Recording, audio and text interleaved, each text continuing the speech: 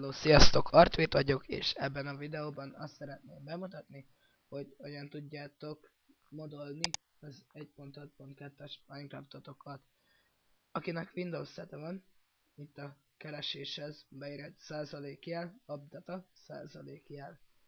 Akinek XP, az itt rám egy oldalra, hogy futtatás, százalékjel, updata százalékjel, pont Minecraft, versions, nyomtok egy Ctrl-C-t, Ctrl-V,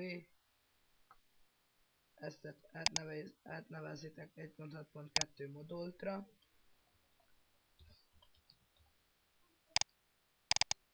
a benne lévő fájlokat is átnevezitek 1.6.2 modultra,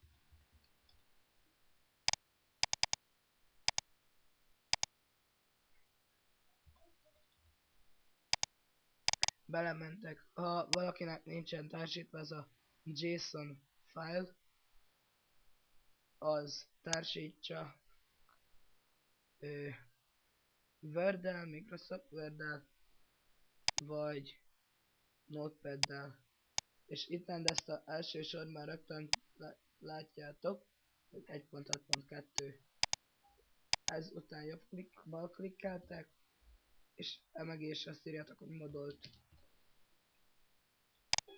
Ezt elmentetitek, jobb klik, társítás, mirror, vagy 7-zip is jó, metainfet törlitek,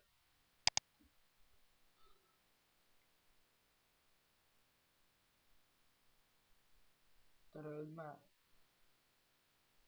Jó van, belementek abba a RAR file-ba, amit letöltöttetek, nyomtak egy Ctrl-A-t, Ctrl-C,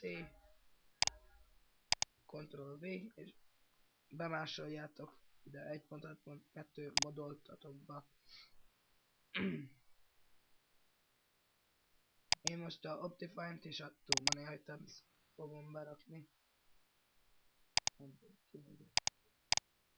A Too Many Items a Minecraftba plusz FPS-t ad, plusz beállításokat, kontrollal tudtok zoomolni,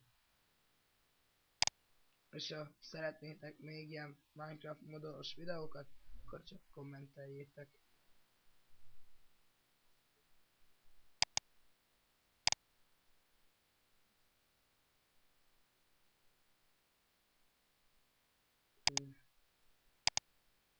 Viszont ennyi egy Minecraft modolásra.